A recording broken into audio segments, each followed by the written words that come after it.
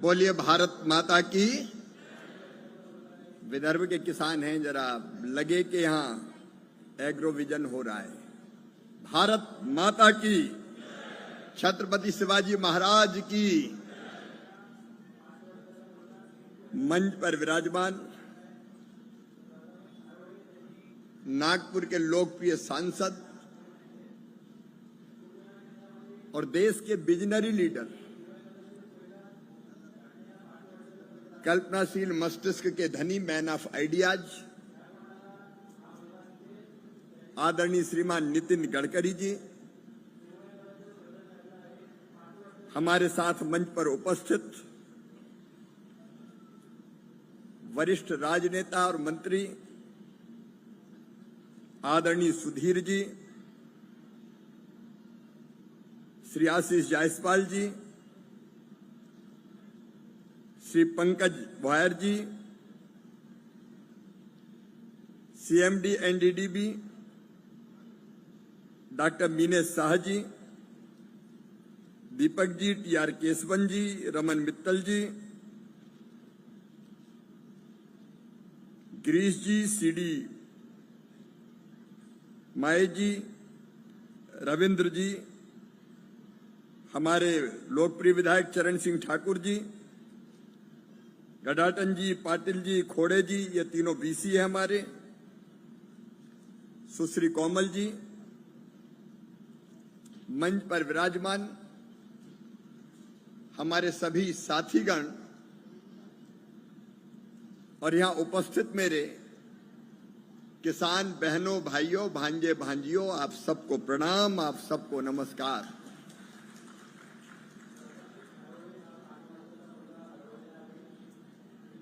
Agro vision में मैं मेहमान के रूप में नहीं आया नितिन जी, मैं भी किसान के रूप में आया हूं। मैं केवल कृषि मंत्री नहीं हूं, मैं आज भी विशुद्ध किसान हूं। और किसान भी ऐसा नहीं कि कभी खेत देखने ना जाता हो, मैं हर महीने अपनी खेती देखने जाता हूं। और मैं भी यहां सीखने आया हूं। मैं नितिन जी, आपको और पूरी टीम को हृदय से बधाई और धन्यवाद देना चाहता हूं। किसानों की आत्महत्या से दुखी और व्यथित होके आपने संकल्प लिया कि इस त्रासदी से मुक्त करेंगे विदर्भ के किसानों को और देश के किसानों को भी नया रास्ता दिखाएंगे। और आपने एग्रो विजन किसानों को दिशा देने के लिए प्रारंभ किया। केवल व्यथित होने से काम नहीं चलेगा, केवल चिंता प्रकट करने से काम नहीं चलेगा। अगर कहीं दिक्कत है तो दूर करने के लिए हर संभव प्रयास करने पड़ेंगे। और नितिन जी वो विजनरी लीडर हैं जिनके पास अनेकों आइडियाज होते हैं। हमने नागपुर में देखा, नीचे सड़क, ऊपर फ्लाईओवर और उसके ऊपर फिर मेट्रो, एक ही पिलर पे 3 in 1।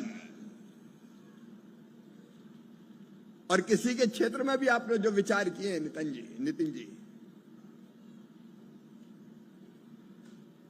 उससे कई बार कृषि विभाग को भी सीखने की जरूरत है। आप खुद खेती में अपने पैतृक गांव में प्रयास कर रहे हैं और अकेले आप नहीं, भाभी जी भी। अब मैंने तो जब सुना कि 1 किलो की प्याज पैदा कर दिया आपने, और वो भी पूरी तरह जैविक, एक नहीं ऐसे अनेकों प्रयोग हो रहे हैं। ये दूध का उत्पादन बढ़ाना, क्योंकि किसान केवल एक आमदनी से फायदे की खेती नहीं कर सकता, उसके साथ एडिशनल आमदनी जोड़ना जरूरी है। और खेती और पशुपालन तो दोनों एक ही सिक्के के दो पहलू हैं। यहां बहनें बड़ी संख्या में बैठी है। लाड़की बहनें, लाड़की बहना, मध्य प्रदेश में लाडली बहना, बिहार में जीविका बहना, आजकल तो सरकारें बहनें ही बना रही है। उनकी ताकत को कोई अनदेखा नहीं कर सकता। लेकिन लाड़की बहना केवल लाड़की बहना ना रहे, वो लखपति बहना बन जाए, इसके प्रयत्न करना जरूरी है। और उसमें एग्रो विजन एक नई दिशा दे रहा है। कृषि मंत्री के रूप में मेरे किसान शेतकरी बहनों और भाइयों, मैं अंतरात्मा से कहता हूं कि किसान अन्नदाता है, मतलब जीवनदाता है, और किसानों की सेवा मेरी जिंदगी का मिशन है, भगवान की पूजा है। इस रूप में ही मैं कृषि मंत्री के नाते काम करता हूं। आज प्रारंभ में ही नितिन जी ने अच्छे बीज की बात की और अच्छे पौधे की बात की। अभी तो ऑरेंज सिटी है और आपने तो ऑरेंज की मिठाई पूरी दिल्ली को खिला दी और आप दुनिया में भेजना चाहते हैं। लेकिन ऑरेंज में और उत्पादकता बढ़े, इसलिए जरूरी है क्लीन प्लांट। हमको अच्छे पौधे चाहिए, नितिन जी ने बिल्कुल सही कहा। और नितिन जी, अच्छे पौधे के लिए अब हमने फैसला किया है, क्लीन प्लांट सेंटर नागपुर में प्रारंभ किया जाएगा, ऑरेंज का, संतरे का। और उसमें लगभग 70 करोड़ रुपए हम खर्च करेंगे। किसान को अच्छे पौधे मिल जाए। अगर नर्सरी से वो ऐसा पौधा ले आया कि जिसमें कोई ऐसा वायरस है कि जो आने वाले 2, 3, 4 साल में अपना असर दिखाएगा और प्लांट खराब हो जाएगा या अच्छा उत्पादन नहीं दे पाएगा। क्योंकि जब हम प्लांट लेते हैं नर्सरी से, तब हमें पता नहीं चलता कि उसमें कोई रोग है कि नहीं है, और 3-4 साल बाद पता चलता है तो किसान तो बर्बाद हो जाता है, पैसा पूरा खर्च हो जाता है और बाद में पछताने के अलावा कोई रास्ता नहीं रहता। इसलिए विदर्भ के बहनों और भाइयों, संतरा उत्पादक किसान भाइयों और बहनों, अच्छी नर्सरी हम आइडेंटिफाई करेंगे और उनको आर्थिक मदद देंगे, उनको टेक्नोलॉजिकल सपोर्ट भी हम देंगे। एक अगर बड़ी नर्सरी है तो 4 करोड़ रुपए तक की हम सहायता करेंगे और मध्यम और छोटी है तो 2 करोड़ रुपए तक की उसकी सहायता करेंगे, जो अच्छा क्लीन प्लांट तैयार करेंगे। पहली शर्त है अच्छा पौधा, और इसलिए इसके बारे में हमने फैसला कर लिया है। आपने फसलों के उत्पादन के बारे में चिंता प्रकट की है। सोयाबीन का उत्पादन हमारा पर हेक्टर काफी कम है। मैं भी चिंतित हूं। हमने वैज्ञानिकों की टीम, आईसीआर की टीम उस दिशा में काम कर रही है। जीएम क्रॉप, जीएम सीड्स हमारे यहां भी अलाउड नहीं है। हमारी कुछ अभी मर्यादाएं, लेकिन जीनोम एडिटिंग पद्धति के माध्यम से हमने धान की 2 किस्में नई तैयार करने में सफलता प्राप्त की है और आने वाले समय में जीनोम एडिटिंग पद्धति के माध्यम से, क्योंकि प्रधानमंत्री श्रीमान नरेंद्र मोदी जी का भी विजन है किसानों की आमदनी दुगनी करना, और जरूरत केवल दुगनी नहीं और बढ़े इसकी कोशिश करना, और आमदनी बढ़ाने के लिए उत्पादन बढ़ाना पड़ेगा।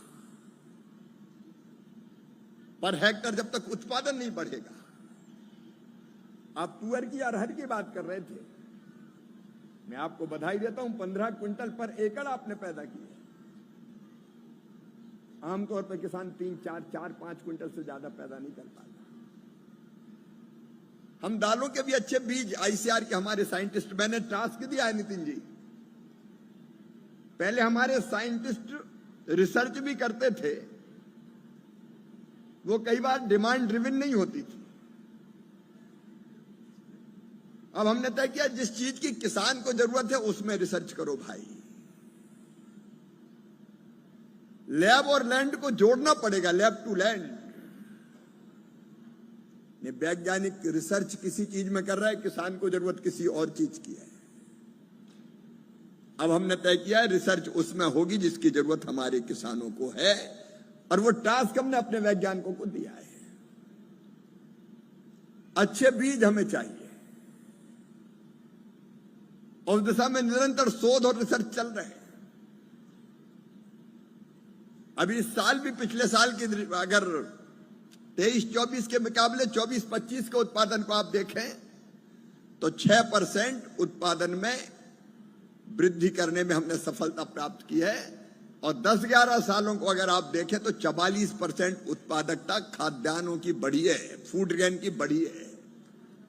लेकिन अभी और बढ़ाने की जरूरत है। हम अच्छे बीज तैयार करेंगे, लेकिन उसमें एग्रोविजन जैसी संस्थाओं का सहयोग भी चाहिए। सार्वजनिक क्षेत्र, निजी क्षेत्र और हमारे ऐसे ऑर्गेनाइजेशन जो किसान के लिए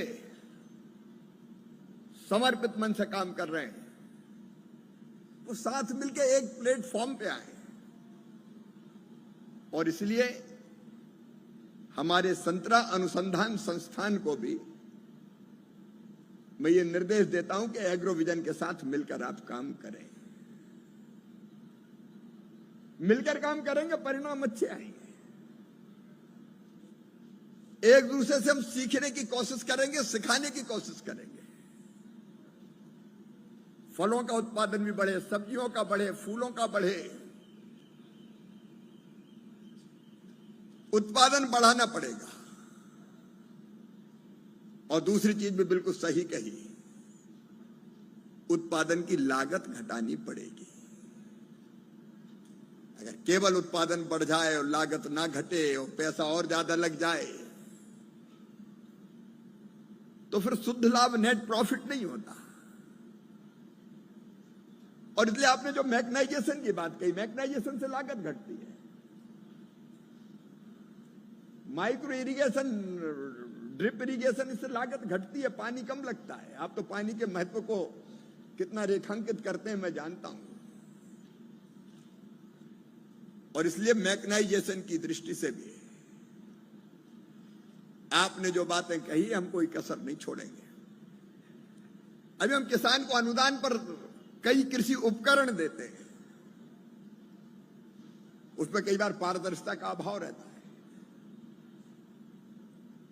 कई बार जो उपयोगी उपकरण है वो मिल रहे हैं कि नहीं मिल रहे हैं, ये भी सवाल पैदा होता है। कस्टम हायरिंग सेंटर, ऐसे सेंटर बने जहां किसान को खरीदना ना पड़े, जरूरत पड़े वो ले जाए। अब करने में सही कहा कि अब मजदूर नहीं मिलते, हाथ से काटने की समस्या है। तो हमें मैकेनाइजेशन चाहिए, हार्वेस्टर गन्ना भी काट के ले जाए। यहां तक कि कपास में भी पिक करने वाली मशीनें बनानी पड़ेगी, हाथ से तोड़ना अब कठिन काम हो गया है। इसलिए मैकेनाइजेशन पर भी पूरा ध्यान देंगे, और आपके पास जो आइडियाज है उनको भी हम शेयर करने का काम करेंगे। नई नई मशीनें दुनिया में आ रही, हमारी मैकेनाइजेशन डिवीजन भी उसमें, प्राइवेट सेक्टर को भी मैं कहता हूं मिलकर काम करें इसमें, और मशीन ऐसी बने कि वो किसान की क्षमता के अंदर होना चाहिए। अगर ऐसी बन जाए कि किसान खरीद ना सके, उपयोग ना कर सके, तो उसका कोई अर्थ नहीं है। उत्पादन की लागत भी घटे। देखिए, उत्पादन की लागत घटाने के लिए प्रधानमंत्री जी के नेतृत्व में केंद्र सरकार लगभग 2 लाख करोड़ रुपए की तो फर्टिलाइजर सब्सिडी देती है। जो यूरिया की एक बोरी 266 रुपया में मिलती है, उसकी वास्तविक लागत है, वास्तविक कीमत है 1700 रुपया बोरी। और ऐसे ही सब्सिडी डीएपी में भी है। प्रधानमंत्री किसान सम्मान निधि के साथ साथ मैं महाराष्ट्र सरकार को भी बधाई दूंगा। वो प्रदेश की तरफ से भी 6,000 रुपया अलग से डालने का काम करते हैं। इससे भी लागत घटती है, लागत शेयर हो जाती है किसान की। लेकिन तीसरी चीज है, उत्पादन के ठीक दाम उसे मिले हैं। उस दिशा में भी हम कैसे एमएसपी पर बेहतर खरीद करें। अभी हमने तय किया दलहन मिशन के अंतर्गत तुअर, मसूर, चना, उड़द किसान जितना भी पैदा करेगा मिनिमम सपोर्ट प्राइस पर खरीदा जाएगा, ताकि किसान को ठीक दाम देना हम सुनिश्चित कर पाए। नुकसान हो जाए तो उसकी भरपाई जरूरी है। क्लाइमेट चेंज के इस दौर में पता ही नहीं चलता कब बरसात होगी और कब सूखा पड़ जाएगा। इस बार तो 6 महीने लगातार पानी गिरता रहा, 5 महीने, 6 महीने। सितंबर में बाढ़ आ रही है, किसानों की फसलें तबाह चौपट कई जगह हो गई, बर्बाद हो गई। मैं किसान भाइयों एक शुभ समाचार भी आपको दे रहा हूं। फसल बीमा योजना में, प्रधानमंत्री फसल बीमा योजना में, ये प्रधानमंत्री फसल बीमा योजना जोखिम कवर करती है और नुकसान हो जाए तो उसके भरपाई का काम करती है। लेकिन महाराष्ट्र के किसान कई दिनों से कह रहे थे कि पानी ज्यादा गिरा, पानी भर गया खेत में और उसमें फसल खराब हो गई, तो जल भराव से जो फसल खराब होती है उसका नुकसान देने का प्रावधान फसल बीमा योजना में है ही नहीं। और कई जगह किसान शिकायत करते थे कि जंगली जानवर अगर उनकी फसल को नुकसान पहुंचा जाए तो उस नुकसान की भरपाई नहीं होती थी। मेरे किसान मित्रों, शेतकरी बंधु और भगिनियों, अब हमने तय किया है कि जल भराव के कारण, पानी भरने के कारण भी फसल अगर खराब होगी तो वह प्रधानमंत्री फसल बीमा योजना में शामिल कर ली गई है। अब उसके नुकसान की भरपाई की जाएगी। और कई जगह जंगली जानवरों से नुकसान होता है, तो उससे भी जो नुकसान होगा जंगली जानवरों को फसल के खाने के कारण, तो उसकी भरपाई भी अब प्रधानमंत्री फसल बीमा योजना में की जाएगी। हमारी कोशिश है, हम लगातार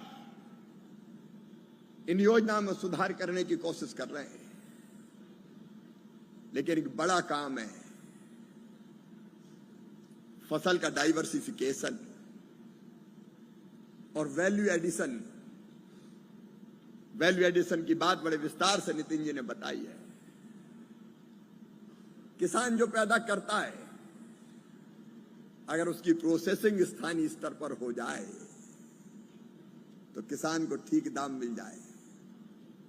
एक मेरे दिमाग में भी बड़ी चिंता है, किसान जहां पैदा करता है वहां सस्ता बिकता है और जब वो चीज बड़े शहरों में पहुंच जाती है तो महंगी बिकती है। आलू, प्याज, टमाटर, फल हो, सब्जियां हो। अब टमाटर किसान के खेत में बिकेगा 10 रुपया तो शहर में बिकेगा 50 रुपया। ये अंतर बहुत ज्यादा है। और नितिन जी, आइडिया आपका है कि बीच में जितने बिचौलिए हैं उनको अलग करो, वहां से लाओ, सीधे यहां स्टोर खोलो और सीधे किसान उपभोक्ता को बेचे तो ठीक कीमत मिल जाए। तो हम इस पे भी काम करेंगे। एक और योजना भी कृषि विभाग ने बनाई है। आलू, प्याज, टमाटर जैसी फसलें अगर किसान पैदा करता है और स्थानीय स्तर पर ठीक दाम नहीं मिलता, उसको लगता है मुंबई में अच्छे रेट मिलेंगे, दिल्ली में अच्छे रेट मिलेंगे, तो अकेला नहीं ले जा सकता, क्योंकि ट्रांसपोर्टेशन का जो भाड़ा लगता है वो बहुत ज्यादा लगता है और उसके कारण ले जाने की हिम्मत नहीं होती। अब हमने केंद्र सरकार ने एक योजना बनाई है कि अगर आलू, प्याज, टमाटर जैसी हमारी सब्जियां नागपुर, दिल्ली, मुंबई, कोलकाता अगर वहां अच्छे रेट मिलते जाके बेचोगे तो ट्रांसपोर्टेशन का सारा खर्चा केंद्र सरकार का कृषि विभाग उठाएगा। इतना है कि राज्य सरकार की कोई संस्था खरीदेगी तो उसकी कोशिश भी।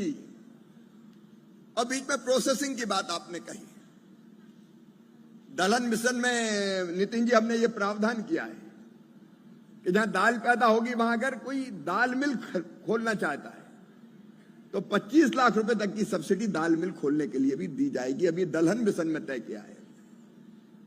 ऐसे लोग निकल सकते हैं। अब आपने तो दाल इकट्ठे किसानों को करके वहां दाल पैदा भी की और प्रोसेसिंग करके यहां अच्छे रेट पे बेची भी। हम देश भर में ये चाहते हैं।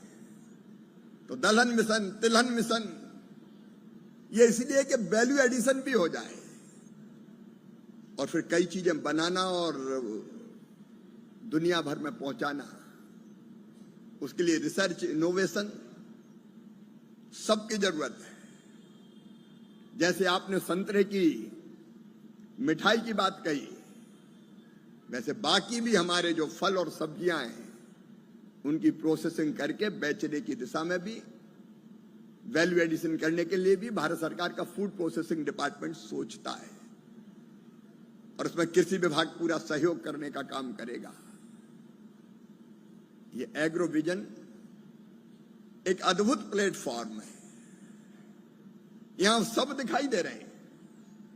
ये ज्ञान, विज्ञान और अनुसंधान का त्रिवेणी संगम है, त्रिवेणी संगम। यहां किसान है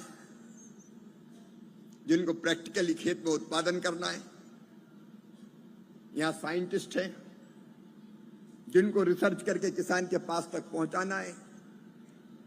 यहां एग्रीकल्चर यूनिवर्सिटीज है, केबीकेज है, जिनको इस ज्ञान को नीचे पहुंचाने में अपनी भूमिका का निर्वाह करना है। यहां प्राइवेट सेक्टर है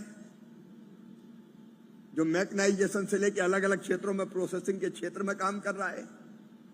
यहां एनडीडीबी जैसी संस्था है जो दूध के उत्पादन से लेके पशुओं के फूड तक, फीड तक और फिर दूध के प्रोसेसिंग तक का काम कर रहा है। तो मैं ये मानता हूं ये एग्रो विजन का अद्भुत प्लेटफॉर्म है, अद्भुत प्लेटफॉर्म। एक ही जगह सबको इकट्ठा करके एक नई दिशा देने का काम एग्रो विजन कर रहा है। इसके लिए मैं आपको हृदय से बहुत बहुत धन्यवाद देता हूं, बहुत बहुत बधाई देता हूं। और मैं फिर यह कहना चाहता हूं कि मैं मेहमान के रूप में नहीं आया, मैं तो और यहां से सीख कर जा रहा हूं। देश भर में इसको और अलग अलग संस्थाओं के माध्यम से प्रचारित करने का काम करूंगा और ऐसे आइडियाज से ही हमारी खेती बदलेगी। आज भारत कृषि के एक नए दौर में प्रवेश कर रहा है। आइडिया से लेके इनोवेशन तक, मैकेनाइजेशन से लेके डाइवर्सिफिकेशन तक, इंटीग्रेशन से लेके इरिगेशन तक और सैटेलाइट से लेके ड्रोन तक हम कई क्षेत्रों में लगातार आगे बढ़ रहे हैं। सिंचाई में अब ऑटोमेशन, मंडी में मॉडर्नाइजेशन और खेतों में डाइवर्सिफिकेशन की जरूरत है। केंद्र सरकार प्रधानमंत्री जी के नेतृत्व में इस दिशा में प्रयत्न कर रही है और एग्रो विजन ने एक नया विजन हमें दिया है।